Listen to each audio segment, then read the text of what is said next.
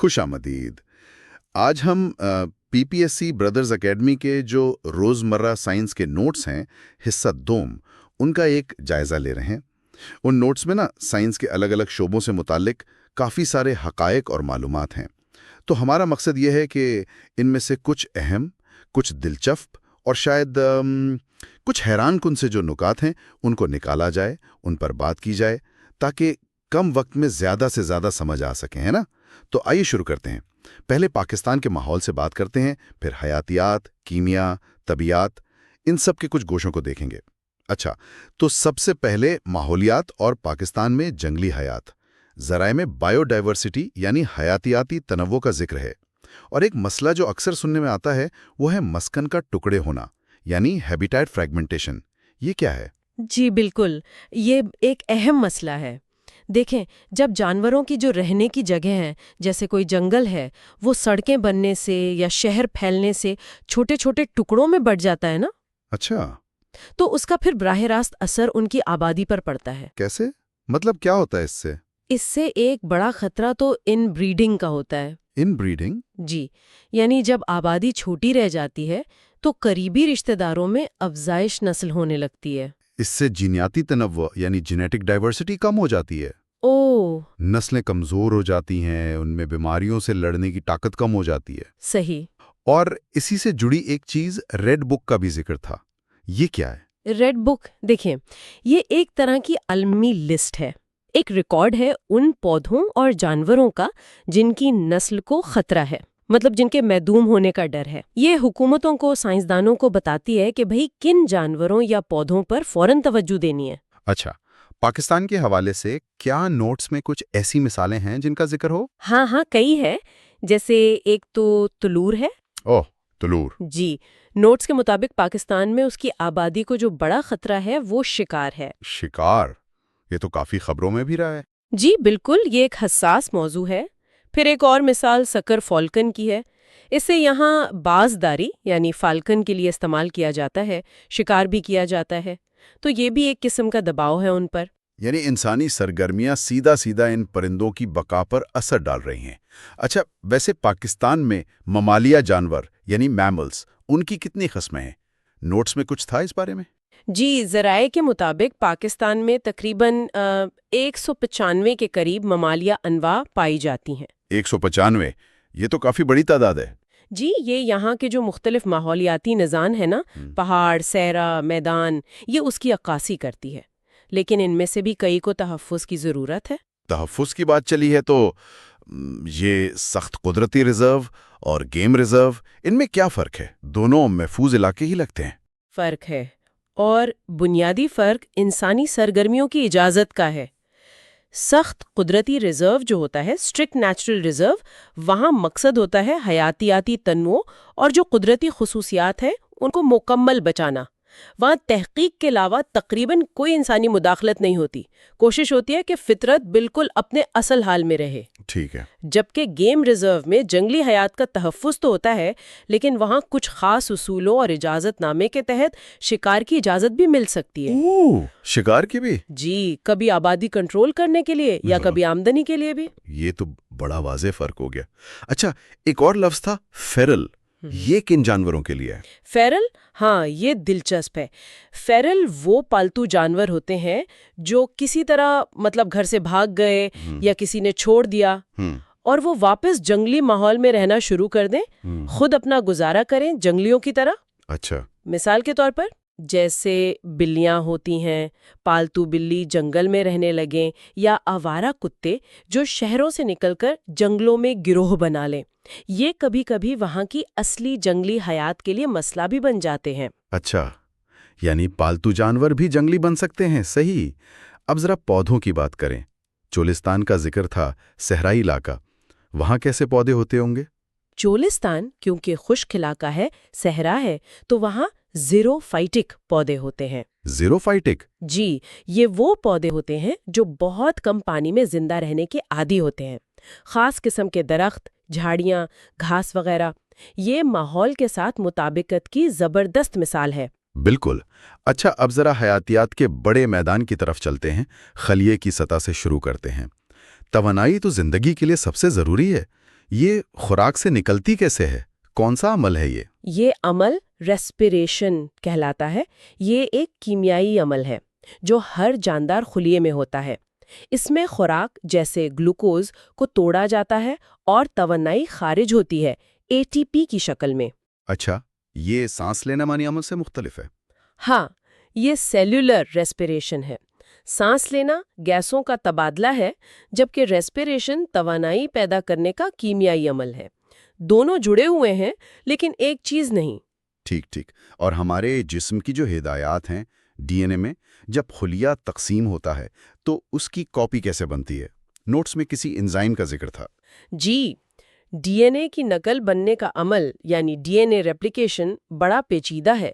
اس میں ایک سٹرینڈ پر چھوٹے چھوٹے ٹکڑے بنتے ہیں جنہیں اوکازاکی فریگمنٹس کہتے ہیں۔ اوکازاکی فریگمنٹس؟ جی، ان بکھرے ہوئے ٹکڑوں کو جوڑ کر ایک پورا سٹرینڈ بنانے کا کام ایک خاص انزائم کرتا ہے۔ اسے DNA لائگیز کہتے ہیں۔ DNA لائگیز؟ آپ اسے سمجھ لیں جیسے DNA کا مولیکیولر گلو ہو، گوند کی طرح جوڑتا ہے۔ واہ، مولیکولر گلو، یہ اچھا نام ہے، سمجھنا آسان ہو گیا۔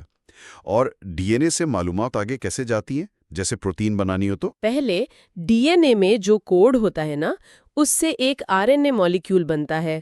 اس عمل کو کہتے ہیں ٹرانسکرپشن۔ ٹرانسکرپشن؟ جی، پھر اس RNA مولیکیول میں جو ہدایات ہوتی ہیں ان کے مطابق پروٹین بنتی ہے۔ اور اگر ہم کسی ایک خلیے میں موجود ساری پروٹینز کو ایک ساتھ پڑھیں، ان کا مطالعہ کریں، تو اس فیلڈ کو پروٹیومکس کہتے ہیں۔ پروٹیومکس؟ یہ تو جینومکس جیسا لگ رہا ہے۔ ہاں، اسی طرح کا ہے، لیکن یہ پروٹینز پر فوکس کرتا ہے۔ اس سے ہمیں پتہ چلتا ہے کہ خلیے کے اندر اصل میں کیا کام ہو رہا ہے۔ زبردست، یہ تو ہوئی خلیے کی باتیں۔ اب ذرا بڑے جانداروں پر آتے ہیں۔ دل کی دھڑکن کیسے شروع ہوتی ہے؟ اپنے آپ؟ ہاں، ایک طرح سے اپنے آپ ہی۔ دل میں اوپر کی طرف خلیوں کا ایک چھوٹا سا گروپ ہوتا ہے، اسے کہتے ہیں ایسے نوڈ۔ ایسے نوڈ؟ جی، یہ قدرتی پیس میکر ہے۔ یہ بجلی کے چھوٹے چھوٹے سگنل پیدا کرتا ہے جس سے دل دھڑکنا شروع کرتا ہے اور پھر باقی دل میں وہ سگنل پھیلتا ہے۔ اچھا، اور وہ جانور جو جگالی کرتے ہیں، گائے، بھینس وغیرہ، ان کے لیے کوئی خاص نام تھا نوٹس میں؟ ہاں، انہیں ریومیننٹس کہتے ہیں۔ ریومیننٹس؟ جی، ان کا معدہ بڑا خاص ہوتا ہے، کئی حصوں والا۔ وہ پہلے جلدی جلدی کھا لیتے ہیں، پھر آرام سے بیٹھ کر اسے واپس منہ میں لاتے ہیں اور خوب چباتے ہیں، جگالی کرتے ہیں۔ اچھا، اس لیے وہ ہر وقت منہ چلاتے نظر آتے ہیں۔ بالکل، یہ گھاس پھوس جیسی سخت خوراک کو ہضم کرنے کا ان کا طریقہ ہے۔ اس سے وہ زیادہ سے زیادہ غذائیت نکال لیتے ہیں۔ ٹھیک ہے، سمندر میں چلتے ہیں۔ کورل ریفز کا بڑا ذکر سنتے ہیں، یہ ہیں کیا اصل میں پودے ہیں؟ نہیں، یہ بڑا دلچسپ ہے۔ کورل ریفز جو ہے وہ سمندر کے اندر رنگ برنگے باغ لگتے ہیں، لیکن وہ اصل میں جانور ہیں۔ جانور؟ جی، چھوٹے چھوٹے جانور جنہیں کورل پولپس کہتے ہیں، ان کی بہت بڑی کالونیاں ہوتی ہیں۔ یہ فائلم نائڈیریا سے تعلق رکھتے ہیں۔ یہ اپنے گرد کیلشیم کاربونیٹ یعنی چونے کا ایک سخت ڈھانچہ بناتے جاتے ہیں۔ لاکھوں کروڑوں مل کر وہ بڑی بڑی چٹانیں بنا دیتے ہیں۔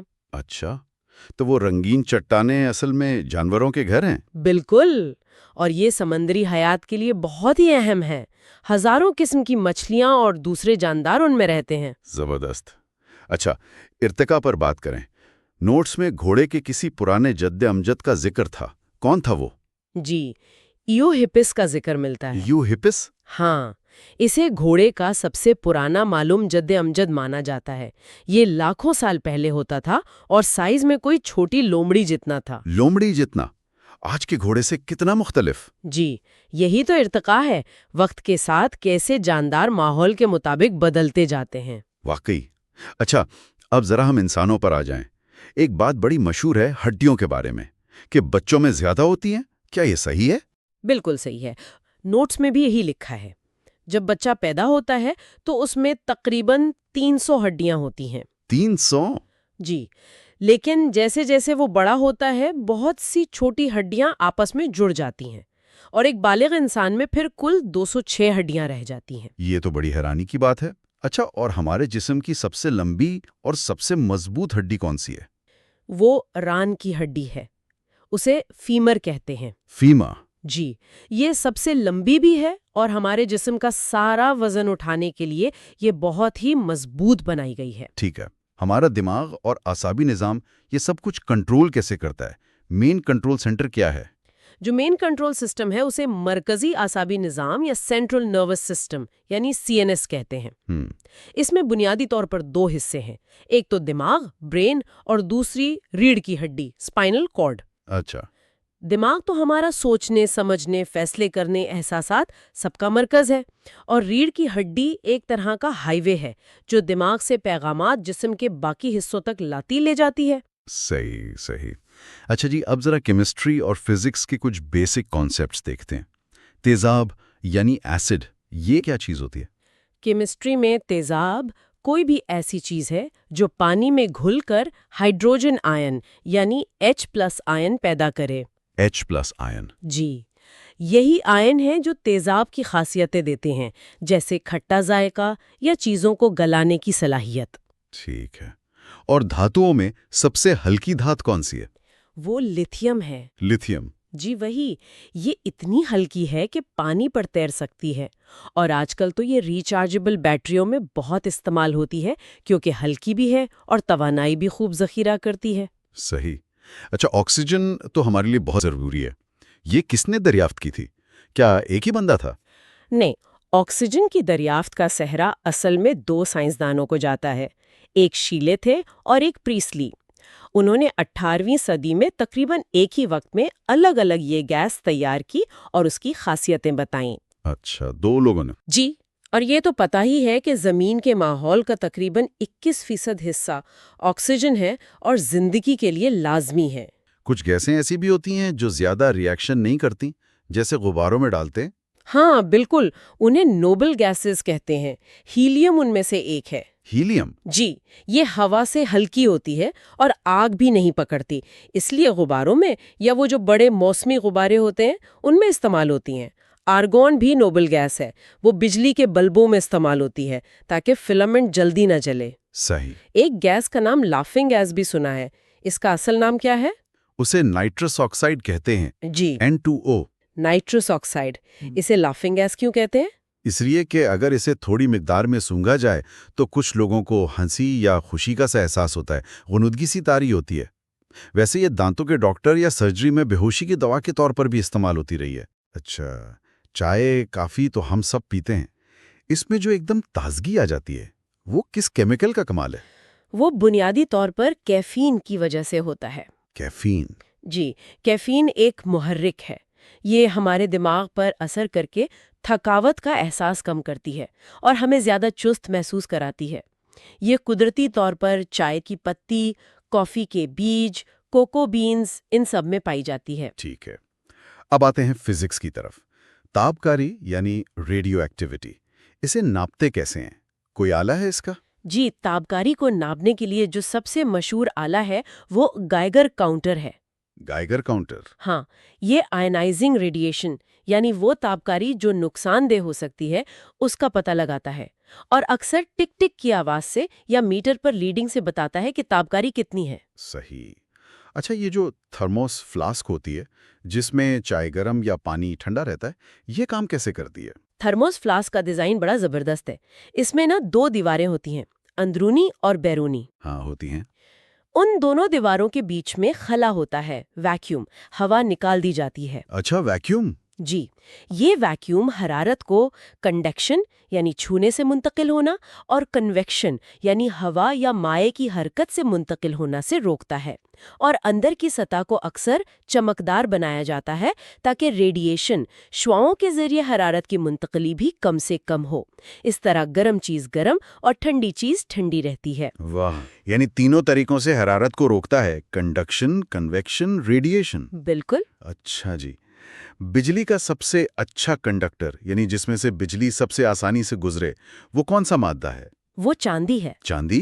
جی، چاندی بجلی کی سب سے بہترین کنڈکٹر ہے، لیکن ظاہر ہے چاندی مہنگی بہت ہے۔ ہاں، یہ تو ہے۔ اس لیے عام طور پر بجلی کی تاروں میں تانبا یا کاپر استعمال ہوتا ہے، یا پھر ایلومینیم۔ یہ بھی بہت اچھے کنڈکٹر ہیں اور سستے بھی ہیں۔ ٹھیک۔ اچھا، جب ہم اونچائی پر جاتے ہیں، پہاڑوں پر، تو ہوا کے دباؤ کا کیا ہوتا ہے؟ جیسے جیسے ہم اونچائی پر جاتے ہیں تو ہمارے اوپر ہوا کم ہوتی جاتی ہے۔ تو ہوا کا دباؤ یعنی ایٹماسفیئرک پریشر کم ہوتا جاتا ہے۔ اچھا، کم ہوتا ہے۔ جی، اسی لیے پہاڑوں پر سانس لینے میں مشکل ہوتی ہے کیونکہ ہوا میں آکسیجن کم ہوتی ہے، اور پانی بھی وہاں جلدی ابل جاتا ہے 100 ڈگری سے کم پر۔ اچھا، یہ وجہ ہے۔ ٹھیک ہے، سورج سے زمین تک روشنی اور گرمی کیسے آتی ہے؟ خلا میں تو کوئی ہوا نہیں ہے۔ یہ ریڈیشن کے ذریعے آتی ہے، یعنی برقناطیسی شعاؤں کی شکل میں۔ ریڈیشن؟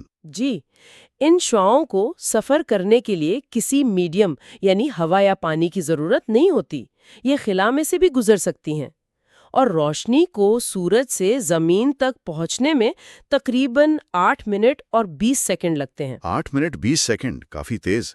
اچھا، کیا نوٹس میں کسی مسلمان سائنسدان کا بھی ذکر تھا فزکس کے حوالے سے؟ جی ہاں، ابن الہیثم کا ذکر ہے۔ ابن الہیثم؟ انہیں جدید آپٹکس یعنی روشنی کے علم المناظر کا بانی مانا جاتا ہے۔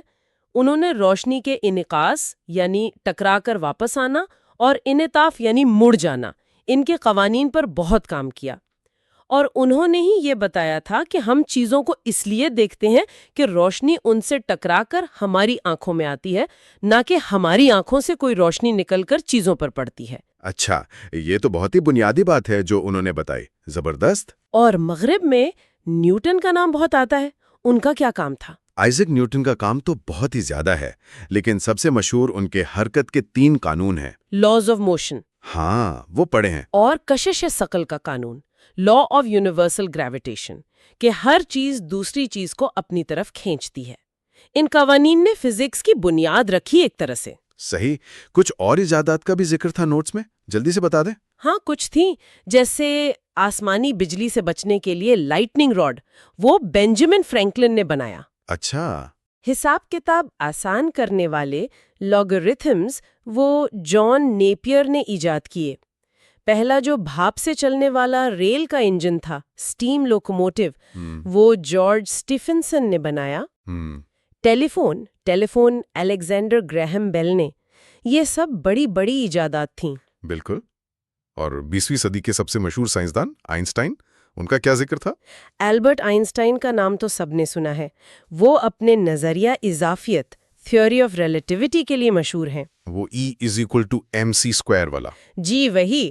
اس نظریے نے کائنات، وقت، جگہ، کشش ثقل، ان سب کے بارے میں ہماری سمجھ کو بالکل بدل کر رکھ دیا۔ ٹھیک ہے، آخر میں سائنس میں ناپ تول کی اکائیاں ہوتی ہیں، SI یونٹس۔ کچھ اہم اکائیاں کون سی ہیں؟ ہاں، یہ سٹینڈرڈ اکائیاں بہت ضروری ہیں، جیسے قوت کو ناپتے ہیں نیوٹن میں، نیوٹن۔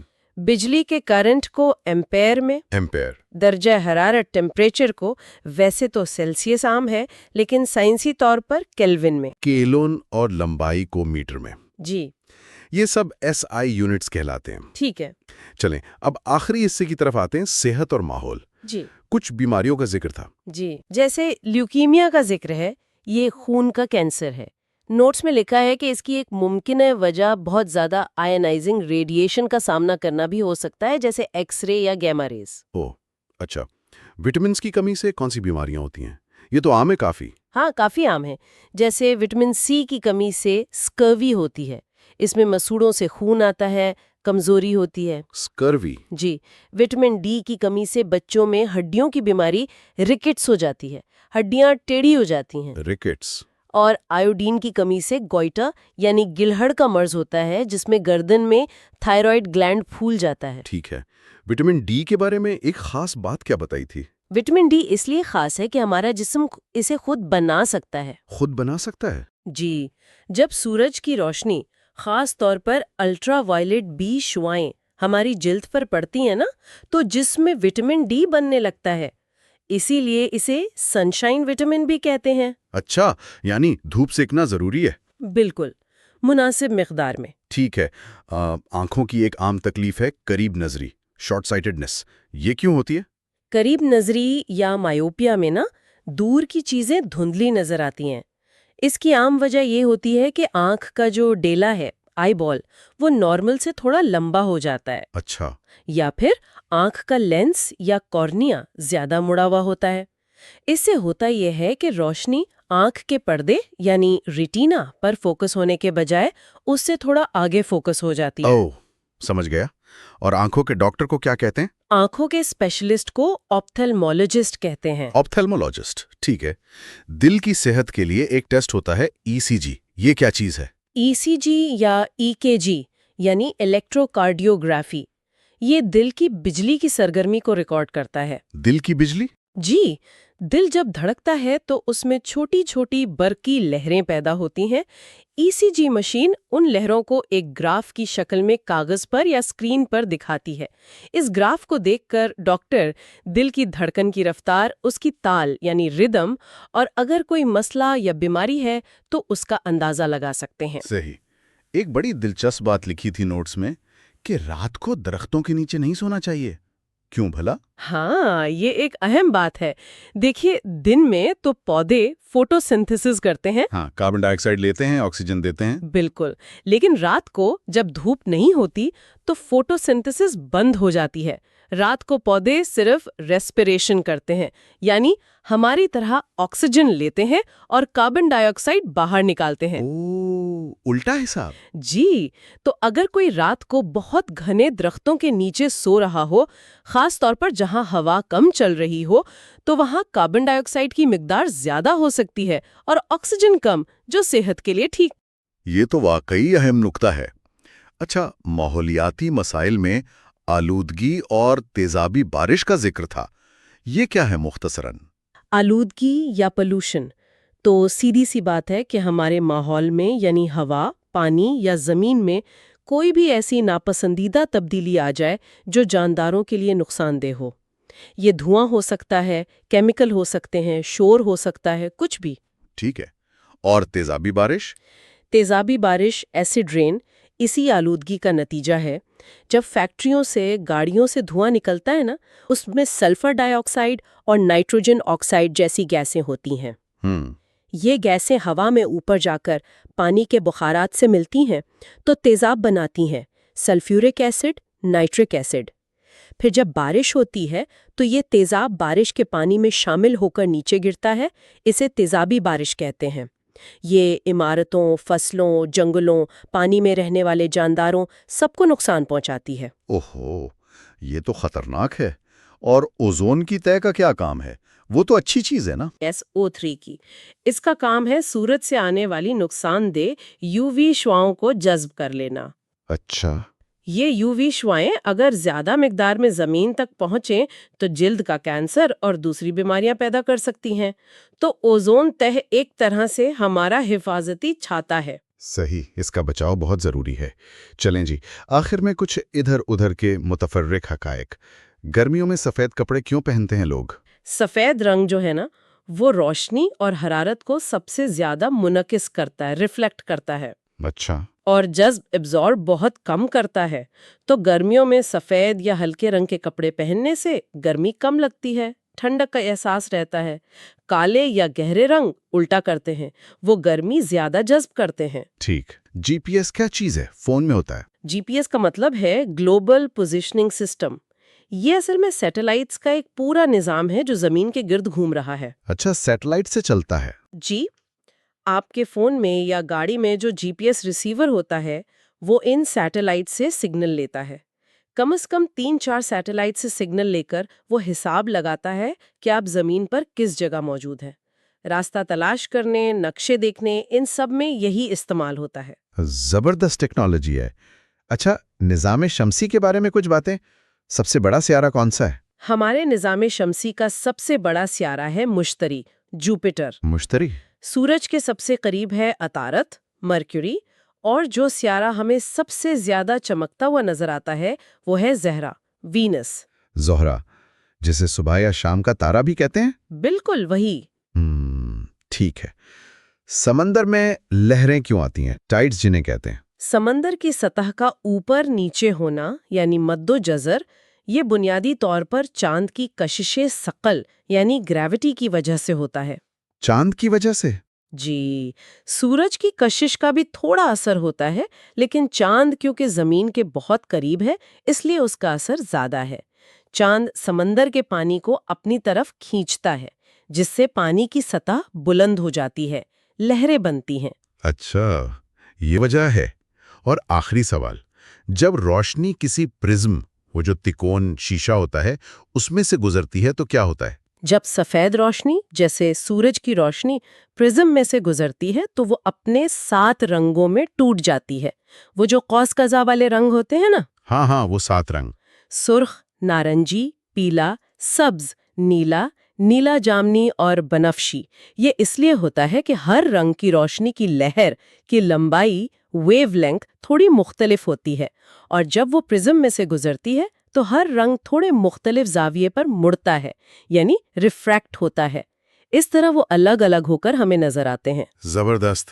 قوس قزح بھی اسی طرح بنتی ہے؟ جی، بارش کے قطروں میں سے جب سورج کی روشنی گزرتی ہے تو وہ بھی پرزم کا کام کرتے ہیں۔ بہت خوب۔